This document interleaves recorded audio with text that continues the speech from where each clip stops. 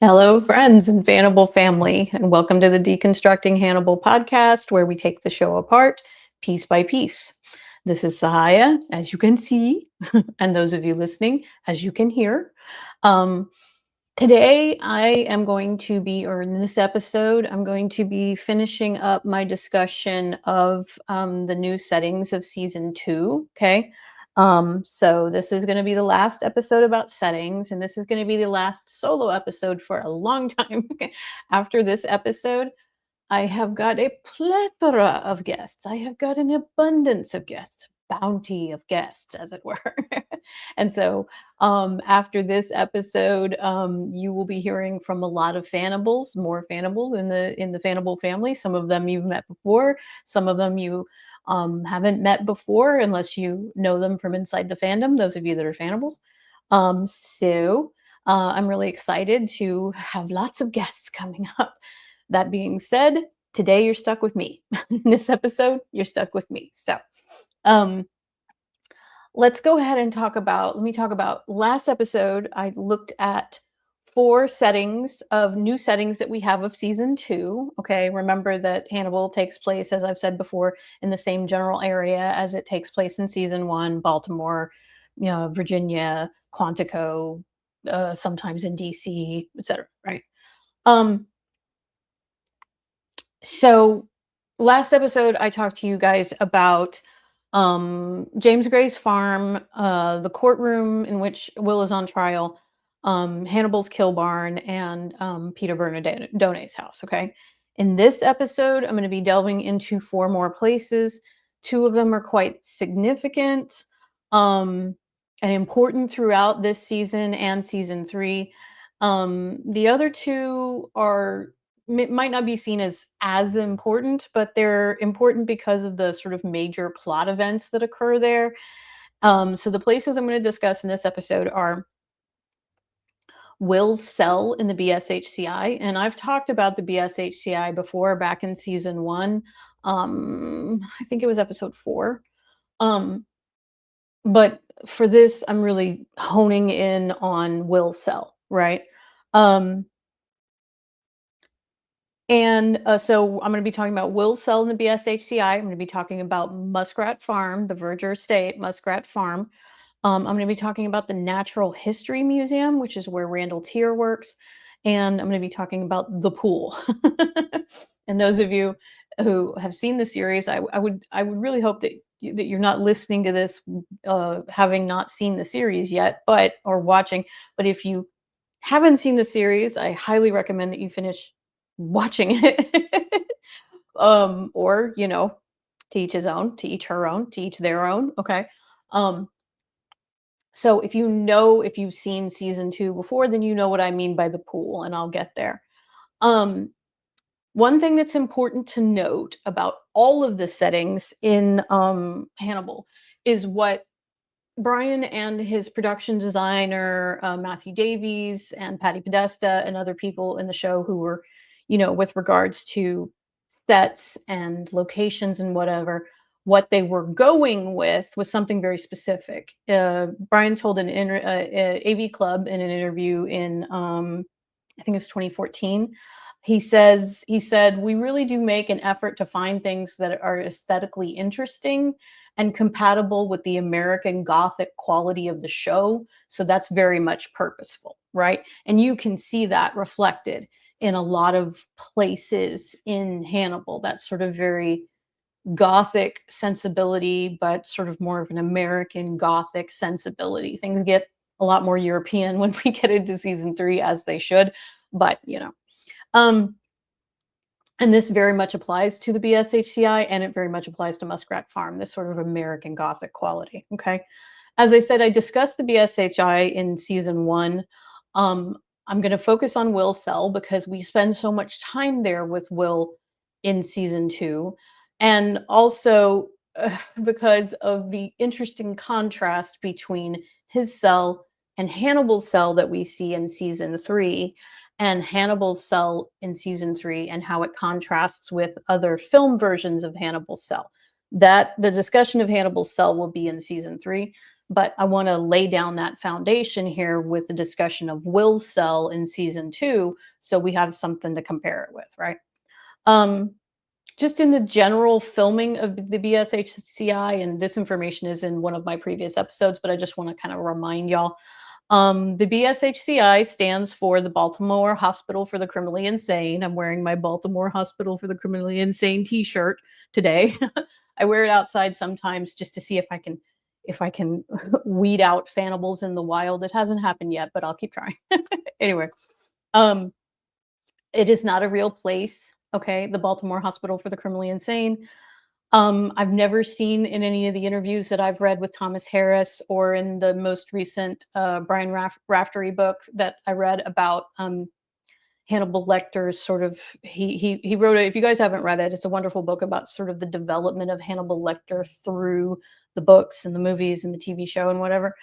I kind of wish the section on Brian's Hannibal was a little longer, but there you go. I didn't see anything, and Raftery did a lot of good work finding stuff about Harris, which is hard because he is so reclusive. And I didn't see anything in there that said anything about if Harris was basing the BSHCI on a specific place. I'm sure he based it on any number of state-run mental asylums, right? In Jesse McLean's Art and Making of Hannibal, Matthew Davies tells us that both the BAU and the BSHCI's design were based on the work of the Italian architect Carlo Scarpa, okay? But the BSHCI was most specifically based on Scarpa's renovation of the Castel Vecchio Museum in Verona. The exterior of the BSHCI is the admin building of the David Dunlap Observatory in Richmond Hill, Ontario. And then a wing was CGI'd at onto the back to make the building appear larger and sort of more grandiose. So the admin building of the David Dunlap Observatory is what we see as the front of the BSHCI with Chilton's slutty little red Corvette parked out front. It's not a Corvette. It's just a coupe, right? But also on that same property is the actual observatory, which is the observatory that we see in the show where we find Miriam Lass's arm, where Abel Gideon cuts out Chilton's insides, where in season 2, we find the body slices of Beverly Katz. Okay, so they did it all there. But for the BSHCI part, they just CGI'd some stuff in the back to make it look bigger, right? Matthew Davies did a wonderful interview with a blog called Pushing Pixels, which is sort of about design, right? And he told the interviewer, in the case of the hospital, we went towards the post-Edwardian Gothic of the 1930s, 1940s.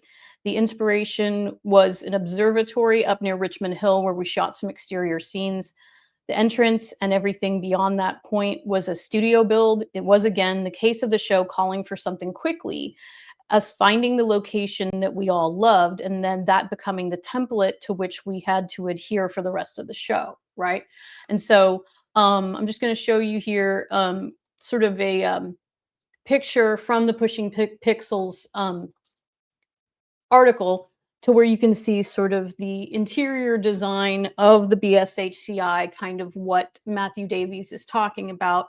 And you can see the sort of his artist renderings sort of up at the top of like the staircase and whatever. And if you look at pictures of the Castel Vecchio Museum in Verona, these particularly the staircases, they're very similar, right? And they're inspired, right? And so you have I've got my hand up here in front of the screen as if you can see my hand. But anyway, so you've got artist renderings of the sort of staircase. We see Chilton often talking to people on the staircase, and then sort of the hallway leading up to Will's cell. And then you see how it was then, how the cell and the hallway leading up to Will's cell was actually enacted on the set. And so you can see that very gothic quality about it. I mean, it looks like a dank prison. It's not like the Chateau d'If in Count of Monte Cristo, but it's definitely a very dank, dark, greeny, moldy looking prison, right? Um, so that is sort of the inspiration behind the BSHCI in general. Now, Will's cell seems to be in the darkest, dankest corner of the BSHCI. It looks damp and mold covered and just bleh, okay. It is much more reminiscent of Hannibal Lecter's cell in Silence of the Lambs, whereas in season 3, Hannibal's cell is much more reminiscent of Hannibal Lecter's cell in Manhunter, which I will talk about when I get to season 3. Also, those of you who don't know, Manhunter has just reached its 40th anniversary, and there is a new cut of it that Michael Mann supervised that is coming out in theaters, I think in America, I want to say it's like July 25th, 26th, something like that. In America, it's sometime in July. I don't know where it's happening overseas or when it's happening overseas, but those of you, I'm definitely going when it comes out. I can't wait to go see. I never got to see Manhunter on the big screen. And apparently there's from what I read, I think there's a couple scenes added in, even from the director's cut that you get on the DVD, the director's cut DVD. So I'm really excited to go and see that. So those of you, if you've never seen Manhunter, or if you've never seen Manhunter on the big screen like me, you definitely want to keep an eye out to see if that's being shown somewhere in your city and towards the end of July, right? So back to Will's cell. Will's cell is a very sparse place. There's not much in it. Okay. So for example, you can see, and in this rendering in the show of the set in Will's cell, it looks a little less green. It looks a little more beigey, but still you can see he really doesn't have much in it, as opposed to when we get to Hannibal's cell, he's got books and he's got a table and whatever. Will's just got this bed with no sheets and a door, and he's got a toilet, which we don't see much, and he's got, I assume he has a toilet, all cells have toilets. He's got a sink, and then he's also got this like weird thing on the back wall of his cell, which you guys can see in this picture here. I've tried like hell to figure out what this is. Is it a cheese grater? Is it for, getting the calluses off your feet? Like, is it for drying clothes? For a while, I thought it was a radiator. Then I'm like, they wouldn't put a radiator in a cell. I put it out to Fanables on the internet, and my good friend Natasha, she told me that she found out that this is a spiked grating that goes over a vent in the wall to make sure that prisoners don't use the vents to escape. I would imagine, particularly in a place that's supposed to be of like sort of old construction, like the BSHCI, or think something like Shawshank or something like that, there are vents. You have to have vents. Sometimes you don't have much choice about where you put them. And so in order to prevent escape, that they do. So this is the best answer I've gotten to what this weird personal cheese grater thing is on the back wall of Will's cell. But but that's about it in his cell. He's got 4 walls, he's got a bed, he's got the cheese grater, he's got a toilet, he's got a sink. Okay. The bed that Will has with the no sheets is one of the most disgusting things that I have ever seen. And I think it's supposed to be that way on purpose, because once again, the contrast between what Will's cell looks like and Hannibal's cell in season 3, which is basically Chilton's. I think I've identified that it's Chilton's office. The set is Chilton's office, because if you look at the bookcases and the finial work and the like gilt work on the bookcases, and then you look in the scenes of Chilton's office, you're like, hey, wait a minute. Right? It's also sort of weirdly symbolic that Hannibal has been imprisoned in Chilton's office. But anyway, Hannibal's office is light and bright. I mean, Hannibal's cell is light and bright. He's got a skylight in the top where you can see the moon and whatever. And Will is just in this most disgusting, horrible place, as evidenced by his mattress, which is horribly stained and disgusting. And I know mattresses get this way because we, as human beings, we sweat and we sweat things and all sorts of stuff. This is a prison. Hang on, I need liquid. Just a sec. There, you got to listen to me swallowing. Never mind.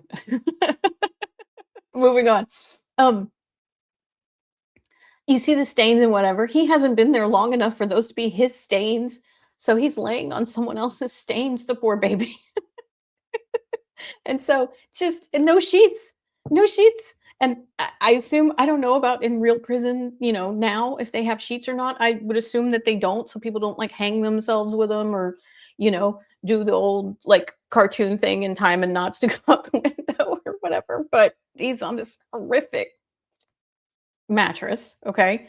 And furthermore, we have to talk about the sink, okay?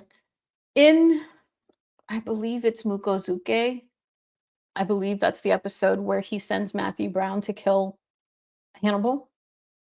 While the killing or the attempted killing of Hannibal is happening in another place in the pool in the gym area where Hannibal is, Will is sitting on his bunk, kind of just zoning out or looking into the distance or whatever, and he sees his sink begin to pour blood from the drain holes, right? And the sink begins to fill up with blood. Okay. So on top of the sweaty, disgusting mattress and the personal cheese grater and the nothing in the cell, he's also got this bloody sink, which some of us in the fandom called sad. We call it sad sink because of this. Now, as you can see, and this is a thing that we humans do that I think is very fascinating, we have a tendency to sort of anthropomorphize objects that we see, okay? And another fanable asked me to speak about this in this episode, it's called pareidolia, okay? And this is a definition from Wikipedia I want to share with you about pareidolia.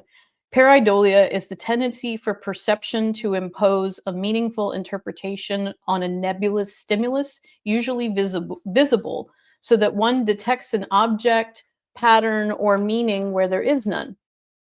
Pareidolia is a specific but common type of apophenia, which is the tendency to perceive meaningful connections between unrelated things or ideas. Common examples include perceived images of animals, faces, or objects in cloud formations, seeing faces in inanimate objects, or lunar pareidolia, like the man in the moon or the moon rabbit. The concept of pareidolia may extend to include hidden messages in recorded music played in reverse or at higher or lower than normal speeds, and hearing voices, mainly indistinct, or music in random noise, such as that produced by air conditioners or fans, right?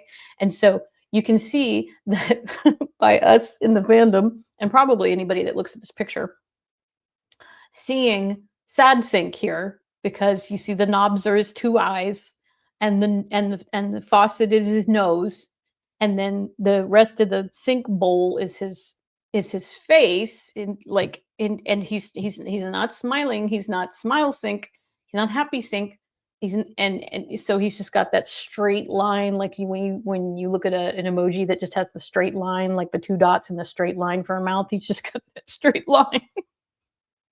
And so we call him sad sink. Anyway, this is what Will has in his cell, is this nasty mattress, this gross sink, okay? No books, no table to sit at like Hannibal has, no sheets on his nasty ass bed, just this and the cheese grater and his thoughts, right? We see Will's cell in all the episodes of what I call season 2A, which is basically episodes 1 through 7, right? We see him visited there by different characters: Chilton, Bedelia, Jack, Alana, Hannibal, Bev.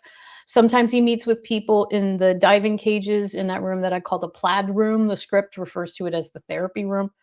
Um, Sometimes he meets with people in the soundproof room. But Will's cell is important to the show for this reason, because it is symbolic of Will's internal journey. Okay. Um, if this was Joseph Campbell's like hero's journey, from the Man with a Thousand Faces, um, this would be sort of Will being imprisoned in the BSHCI would be like his descent into the underworld. Okay. Because often the hero goes into the underworld to get something that they need to when they come back up out of the outer onto the out of the underworld to the real world, to fight whatever fight or win whatever battle that they are up against. Sometimes they go to get a magic weapon, sometimes they go to get a mentor, sometimes they go to get some kind of knowledge, right? And so Will, for him, this sort of descent into the underworld, literally, he's like, I swear to God, he looks like he's in the absolute basement of the BSHCI, is to get the knowledge that he needs to fight Hannibal. So the weapon that Will needs is the knowledge of what Hannibal did to him, right? Um, he's literally buried in the depths of this prison, away from the sun and most human contact. But here is where he begins to journey inward, right? Sometimes people help him do that inward journey, sometimes sometimes they attempt to thwart him from doing that. But he discovers the evidence while he's in the BSHCI. He discovers the evidence that proves, at least to him, that Hannibal framed him. The evidence is necessary for him to prove to himself. First, he must prove this to himself, that he is not insane, okay? But also to prove to Jack and the others, when the time comes, that he didn't kill these people, right? He digs while he's in the BSHCI. He digs up the memories of Hannibal drugging him and doing the flashy light thing, of Hannibal lying to him about Abel Gideon being there in Roti when he's telling him, there's nobody there, you came here alone, right? Of Hannibal putting the ear down his throat with that noise, ugh, ugh, that plastic tube noise that just, God, if there's ever a noise that just makes me sick to my stomach, which is perfect because it's supposed to, right? But anyway, here in prison, Will discovers more about also the darker side of himself, the one that he's been trying to hide, right? He discovers that he's not above murder, okay? He doesn't count the killing of Garrett Jacob Hobbs's murder because he was stopping Garrett Jacob Hobbs from killing Abigail. He was stopping Garrett Jacob Hobbs from killing him, right? But now, with regards to the proxy murder or murder attempt through Matthew Brown, this is not justified homicide, right? So in this place, Will discovers that he's not above murder. He's not above manipulating people, even people he cares about. He's not above lying. And he is not immune, ultimately, to what Hannibal is trying to sell him, which Hannibal has known all along, that Will has this darkness in him that he's trying to get Will to get more in touch with, to be more comfortable in himself, and like he says in season 3, if you would just relax with yourself, right? Which, speaking as a person that has been riddled with anxiety my entire life, it sounds so lovely. It's like when people, you talk to people about, I'm just so worried about this or whatever, and they're like, well, just don't worry. It's like, oh, sure. Thank God you were here. I've never fucking thought of that before. Just don't worry. Thank you. Right? Like, so the point is that Hannibal wants him to get in touch with this part of himself. This, of course, is not in the real world. This is not a part of Will that he should get in touch with, because killing people is bad, right? Last time I checked. But, this is a show. Okay. So, Will's stay in the BSHCI is also necessary to parallel Hannibal's stay in the BSHCI in season 3. Will Will's cell is hidden from sight, but in the darkness is where Will discovers the truth, um, where he discovers the parts of himself that are hid from view in order to get along in the world, right? Will has to become, being in the BSHCI and at some points being the only person who is advocating for himself.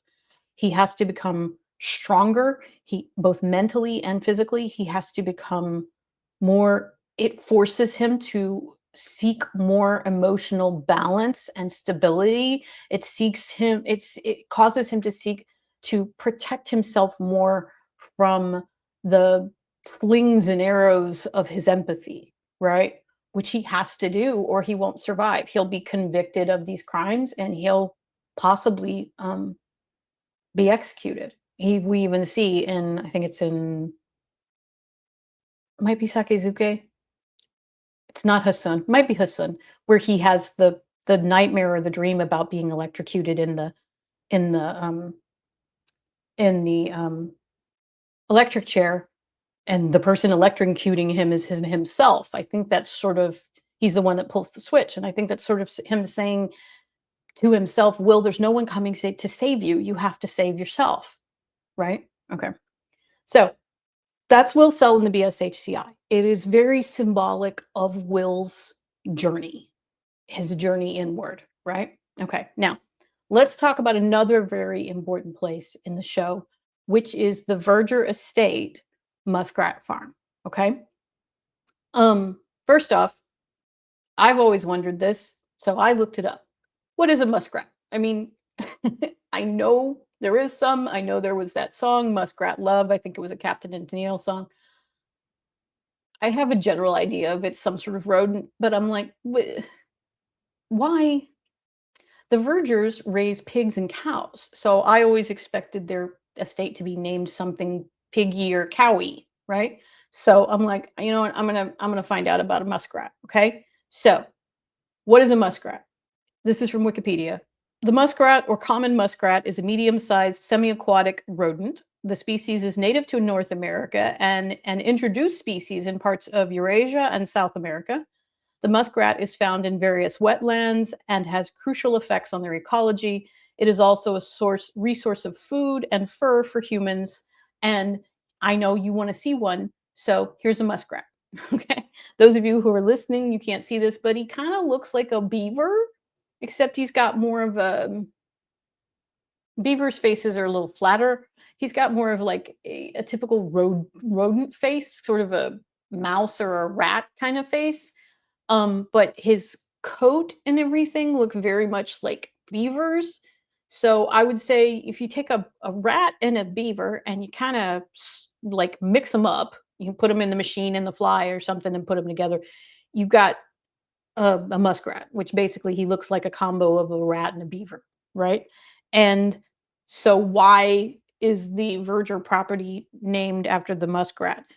The only thing that I could assume is that because the property is supposed to be in, I believe it's northern Maryland, yes, that perhaps on that property there's a lot of muskrats that live there or nest there, and or before the Vergers bought the property, maybe there was a trapper that lived there that raised muskrats or whatever. Okay, now Muskrat Farm is canon from Harris. Okay, we have some things that we're talking about here in this episode.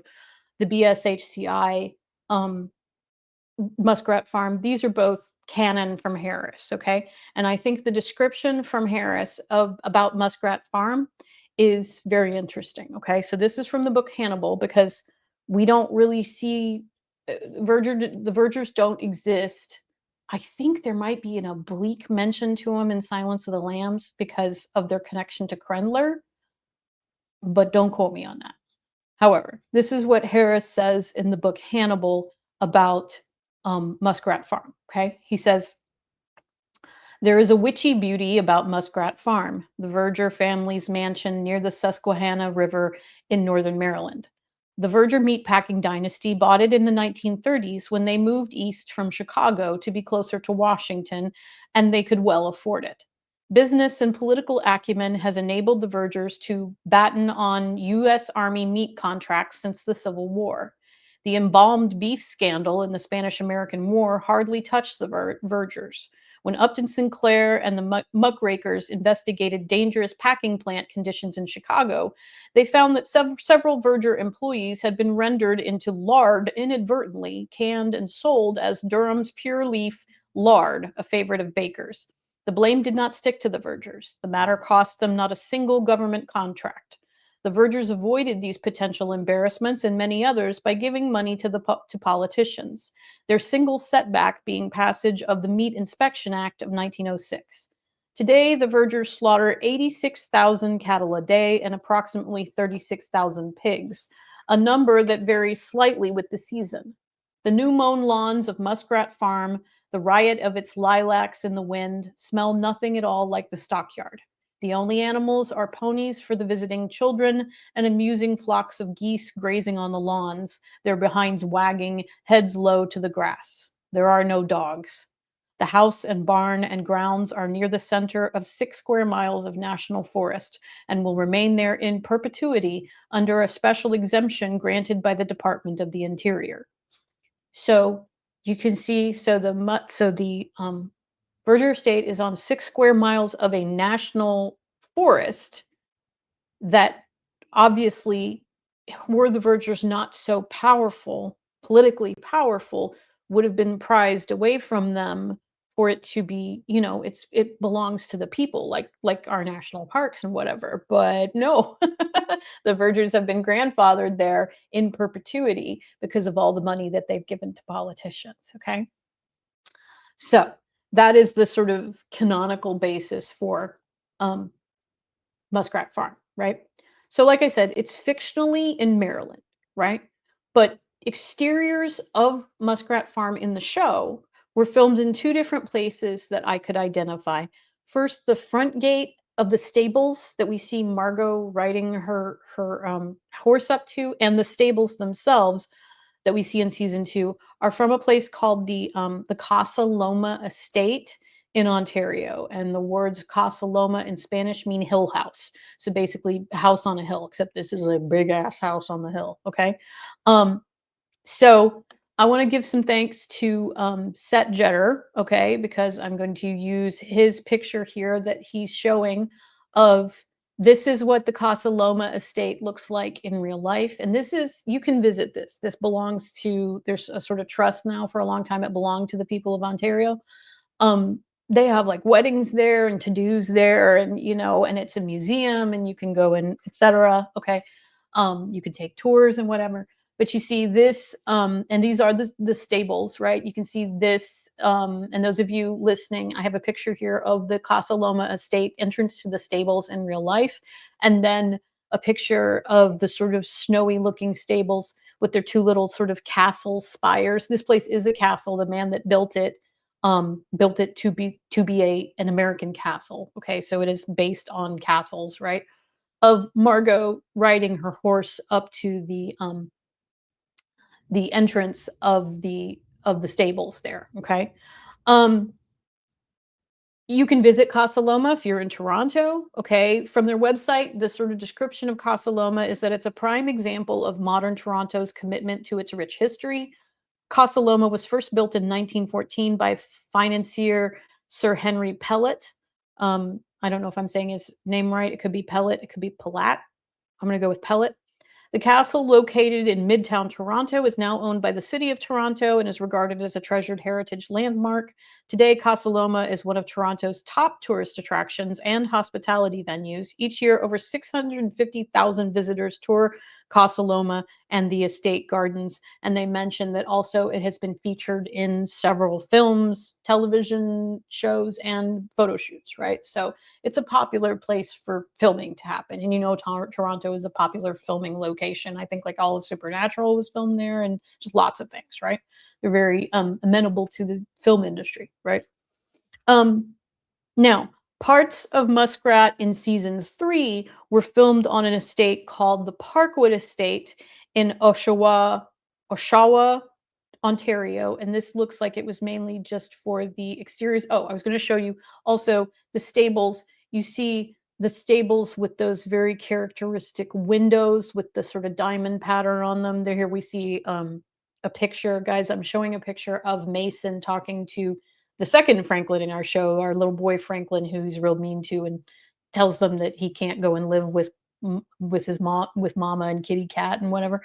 And you can see this is from the stables, in the actual stables in Casa Loma. Okay.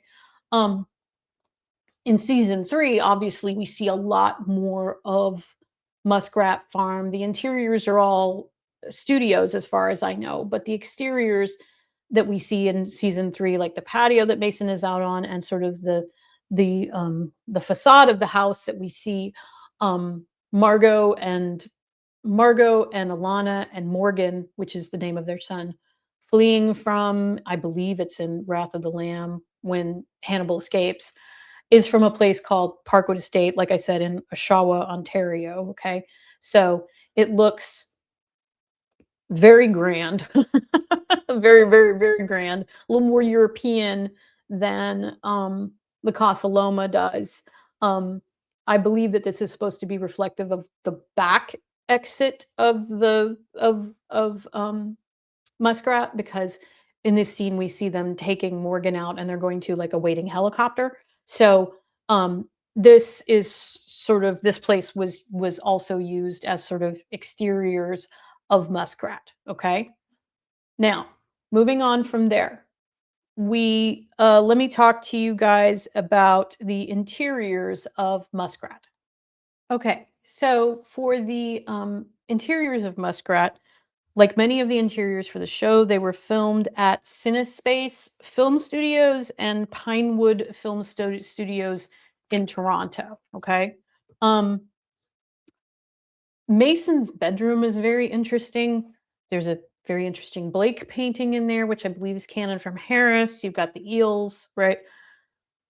I'm going to discuss Mason's bedroom a little more in season 3, because we spend more time there in season 3. Okay. Um, his bedroom has a lot of very interesting nooks and crannies. The importance of Muskrat stylistically to the show is that it continues that gothic feeling.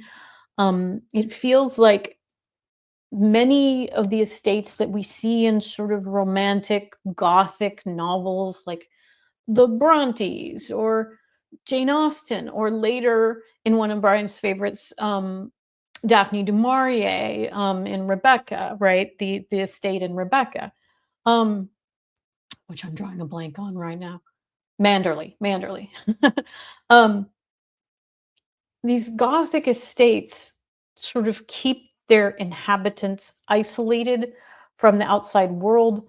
And inside the estates, we often have these sort of horrific secrets of the wealthy that are kind of kept under lock and key, Rochester keeping his wife in the attic, or, oh God, all the crap that happens in Wuthering Heights.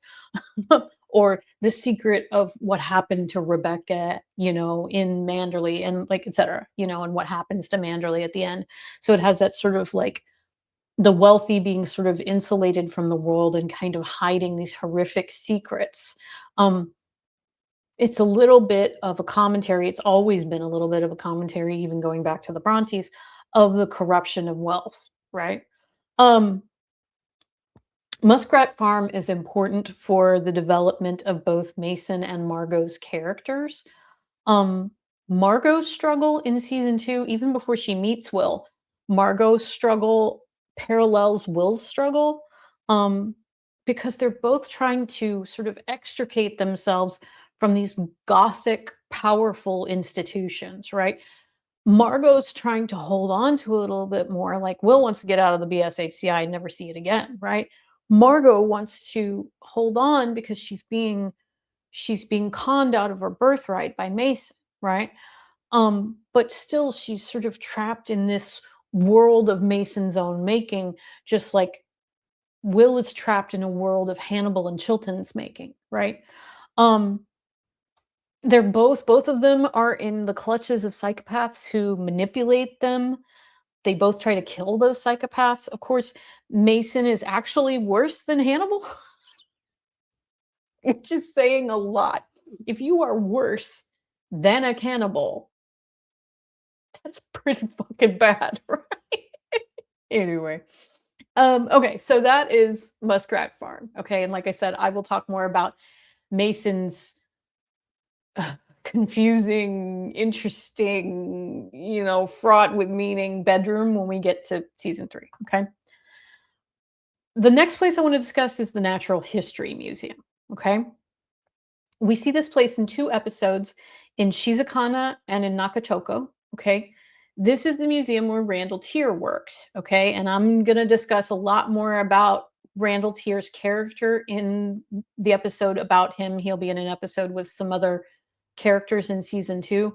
His character is very interesting. Once again, he's very much a parallel for other things going on in the series, and his name is very meaningful. For those of you that don't know, Randall's last name in German, Tier, Tier, das ist ein Tier, means auf Deutsch, animal, right? So that's not a coinky dink. Anyway, with regards to the museum where he works, this is one of Hannibal is a very museum-y place, and I've discussed this before. I fucking love museums. I'll go to any museum. If you're like, let's go see the lint ball museum. I'm like, hell yeah, let's go see. They got the world's biggest lint ball. I totally want to go see that, right? Anyway, but possibly because of who Hannibal is, it's a very museum-y series book. The books are very museum-y because you got the Evil Minds Museum that Jack mentions that we never see, which I would love to see in a season 4 or whatever. That Jack, that we see that Jack is perhaps in the waning years of his career. He invests a lot more time in curating the Evil Minds Museum.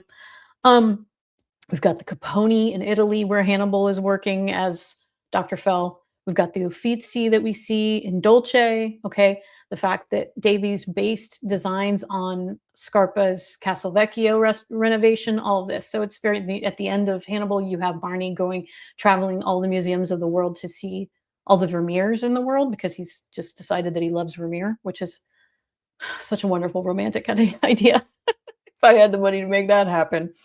Although I think I'd probably go and like set jetter and go and see it, like travel places that Hannibal was filmed, and other things. But anyway, so with regards to Randall Tier, in this museum, we see where Randall works as sort of a restorer of bones, dinosaur bones, cave bear bones, whatever. We see Hannibal visit Randall to let him know that the FBI is coming, right? To interview him, and then coaches him on what to say. And then later in the episode, we see Will and Jack interview Randall there, okay? And as you can see from this photo, those of you listening, I'm showing a photo of when Will and Jack are interviewing Randall in the Natural History Museum. And you can see the skeletons of all the animals. They're standing in front of a cave bear skeleton. And it's a very clean, it's lighted in some places and it's dark in others. The platform that the cave bear skeleton is on is lighted up. I doubt it's that way in real life. I don't know if the museum has them lighted up like that in real life. I would think it was lighted for the show to sort of give some more light to that scene and to emphasize this skeleton, because a good deal of what Randall Tier based the design of the maw of his creature, of his metal monster on, was a cave bear.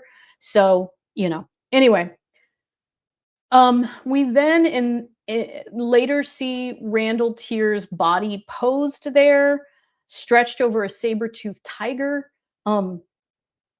He's been killed by Will in self-defense, but the tableau is another step down the dark side of the street for Will. Okay, and we see that later in these 2 episodes, and I'm going to show you guys some stuff about that in a minute. Jack and Hannibal help in the investigation of Randall's murder, all 3 of them knowing who did it.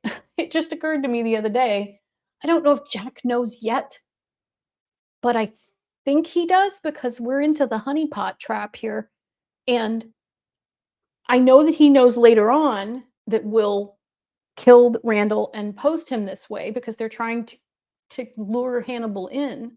I don't know if he knows in that scene, but if he does, all of them know who killed and posed this person and that it's Will, okay? And all of them believe that it's for different reasons. Jack thinks that it's in self-defense and as a way to pull Hannibal in. Hannibal thinks that it's Will becoming more uh, cozy with his killing instincts, and Will, it's blurry. Did he do it to protect himself? Did he do it because he likes killing people? Did he do it for Jack? Did he do it for Hannibal? Did he do it for himself? Ugh. Okay. But it's just so funny to me the possibility if Jack knows at this point that all three of them are standing there talking about the person who killed this guy and they all fucking know who it is. And they're all acting like they don't know who it is. It's just, it's perfection, right? Anyway, it's dramatic irony. It's like meta dramatic irony. I love it so much. The museum exterior was the Royal Ontario Museum in Toronto, okay? And you guys can see a picture of it here, okay, lighted up. It's the picture is from the show during the nighttime that we see, and it's got that large sort of stained glass window in the front, looks very museum-y, looks a little bit kind of university to me as well. And hopefully I'll get to Toronto someday and we'll be able to see this place. But you see that the exterior, the very gothic-y looking, with the exception of the stained glass windows. It looks a little churchy. It looks kind of churchy, right? And guys, I'm not an expert in architecture in any way, so I'm talking about this in layman's terms. It looks churchy, okay? If you just put a spire on it, it would look churchy, right? So the front of that there, like I said, is the Royal Ontario Museum. And then the interiors were filmed at Knox College at the University of Toronto, where they did a lot of filming. The BAU was filmed, the exteriors, on the University of Toronto campus at the Scarborough Wing. So there's plenty of places that they filmed at the University of Toronto. But the interiors, so for example, here we see Jack looking at the Randall Tier's body sort of stretched over the saber-tooth skeleton, and you just see sort of the very gothic-y, cathedral-y looking with those vaulted ceilings, and it's very dark and moody. Okay. We see also later in that episode when they get the team in there from the BAU, and Zeller and Price are investigating. Once again, we see that the skeleton is on sort of well, the platform's lighted up now because they're investigating, but you see these in the background. For those of you that are listening, there's these very gothic looking, churchy, again, cathedral. They look like cathedral windows, right? So this is a very cathedral-y looking place, right? So the importance of this place, of the museum, is that it is symbolic of Will's becoming, okay? As I said, Will's motives in the whole Randall Tier arc are very messy, okay? All of season 2B is very messy for Will, okay? We don't see that sort of clarity that he gets until we get to season 3B, right? But of Will's ability to see murder as art, he's always admired killers that have an artistic bent about the way that they murder. From the first time that he saw Cassie Boyle's body, even though he spoke of it in a denigrating way, like this is field kabuki or whatever, he was definitely drawing the line of difference between that and what Garrett Jacob Hobbs did. This person is attempting to create art through murder, right? And Will's ability to start to see that as art and begin to create his own art. He didn't necessarily, I think it's Randall Tier that, said to him, you didn't have to enjoy it as much as you did, right? Will was having to do this in order to continue the pot trap with Hannibal, but he didn't need to quite enjoy it so much, right? Which he does, right? It's also symbolic of history, okay? It's in a history museum, okay? just ancient, Paleolithic or whatever lithic history that this is. Um, because these episodes and this murder reflect the history of both of these men, right? The history of Randall and the history of Will, right? And the history of their interactions with Hannibal, right? And how Hannibal influenced and greatly impacted both of these histories, both of these men, that when Hannibal came into their lives, it was like an asteroid hitting the surface of their psyches, and things went wildly in a different direction than perhaps they ever would have seen, right? Hannibal gave Randall um, he allowed him to be himself and encouraged him to go in that direction, however that came out. I submit to you that Randall could have been an animal, could have become an animal in his own mind and with his own creations without killing people, but he was going for authenticity. Unfortunately, he didn't want to be a bunny rabbit. Okay. Now, if he was like Brian's bunny rabbit and Dust Bunny, that's a whole other thing, a lot more teeth. However, both of these men, their histories were changed 180'd by Hannibal Lecter coming into their lives. And so the History Museum is sort of symbolic of that. Hannibal coming into people's lives makes history, changes their histories, right? Okay, so the last place I want to talk about here is the pool, okay? We see the pool in Mukozuke, okay? This is where Hannibal is swimming when he's ambushed by Matthew Brown, played beautifully by Jonathan Tucker. And I will discuss Matthew Brown. He is a fan favorite, okay? I will discuss him later in his episode, okay? So Jonathan Tucker playing Matthew Brown as sent by Will to kill Hannibal, ambushes him in the pool and then ties him into the crucifix position with a noose around his neck, okay? Undoubtedly, one of the inspirations for this scene is from Brian himself. Brian's a swimmer. Okay, so I live in Houston. There's a very bad thunderstorm going on right now, and there was a lightning strike close to here, and the power went completely out. So I'm hoping I can resume where I left off, which is that it's freaked me out a little bit, which is that I was talking about the pool where Matthew Brown ambushes Hannibal, right? And I was saying that the inspiration from this probably comes from Brian himself because Brian is a swimmer, okay? In a recent interview that Brian did with the Los Angeles Times, he told them he was talking about like how to have a perfect Sunday in LA, right? He told them, I enjoy swimming at the Los Angeles Athletic Club. The pool is on the 6th floor and surrounded by windows, so you can see the beautiful early 20th century Los Angeles buildings. The tiled pool has a romantic feel. It's like it's from another era, okay? And so you can see an example here from an image that Brian posted on his Instagram. I assume this is a place that he's talking about, which is the Los Angeles Athletic Club. So you can see he's a swimmer, okay? In the show, the script says that this is an Olympic-sized swimming pool in a private club. In reality, it was filmed at the Toronto Central YMCA, okay? And so you can see here from the show, here's a view of the Olympic-sized swimming pool in the club through the windows, okay? And later in that episode, we see the pool figuring into Hannibal is swimming, Matthew Tucker enters the water after him. We can see that obviously Matthew Brown is faster than Hannibal because he manages to do the lap and get back and get out of the pool and be holding the trank gun that he's got that he shoots Hannibal with. So apparently he's a faster swimmer than Hannibal, okay, which is saying something because Hannibal is also a swimmer. There's a lot in this scene that's biblical in tone, okay? The waters are symbolic of baptism, of blessing, of cleansing. You have the Christ pose that Hannibal is tied into.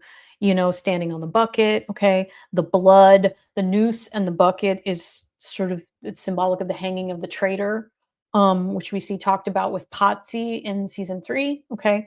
I'm going to discuss this more in the motifs episode because there's, and as after I consult with more Catholics, because there's a definite crucifixion motif running through Hannibal. Um, the marble steam room that they're in, which was a set that wasn't part of the YMCA, give things on the scene this sort of more ancient, classical kind of feel to them to go with the sort of imagery. The pool scene and the steam room scene where Hannibal is, being hanged and in the Christ pose are important to the plot because it shows that Hannibal is vulnerable, just like anyone else. Okay. Um, this Hannibal has seemed up to this point in the show so bulletproof, like you just can't get to him. Okay. It also shows that Will and Hannibal's relationship has turned a corner. Okay. That Will is now willing, pun wise, pun intended, willing to give just as good as he gets. While it seems that Hannibal should be hurt that Will sent someone to kill him, he's the exact opposite, right? I think he's pleased. He doesn't show it to Jack and Alana and whatever, but he's actually pleased because it means that he and Will are becoming more like equals. Okay. I think he falls even more in love with Will after this. Like, he loved me enough to try to kill me. I swear to God, that's what I think. Because this is Hannibal and Will. There's just nothing like him, right? I think that he's hurt by Will's attempt to kill him in season 3 in Dolce when Will's got the knife. I think he's hurt by that one, right? But here, this is foreplay, okay? Will and Hannibal's relationship is christened in the waters of this new dynamic, okay? Once he sends Matthew Brown to kill Hannibal, they turn a corner. Things change, okay? And they change for everybody in the show. But for everybody in the show, for Alana, she doesn't trust Will anymore. It really challenges Jack's opinion of Will. He has a harder time really letting go of his idea of who the real Will is, and to his own credit, right? But for Hannibal, this is love. Okay. So all of these places, okay, will sell in the BSHCI, Muskrat Farm, the Natural History Museum, the pool, and the steam room. Okay. These are things that we see in season 2 that tie so tightly into the sort of intricately woven fabric of season 2, of the themes and the motifs and the character development that we see, of the way that Will and Hannibal's relationship is evolving, the way that we will eventually be led to the absolute catastrophe of the end of the season. Right. Season 2 is so well written and so well planned that the first time that you're watching it, you have no idea what's coming except what Brian shows you in episode 1, that there's going to be a fight between Jack and Will at the end of the season. But the rest of it is how the fuck do we get there, which is so interesting. I love leading with the end and working backwards. It's a fabulous construction, right? Anyway. Okay, so that is episode 36. That's my last saying about settings for season 2.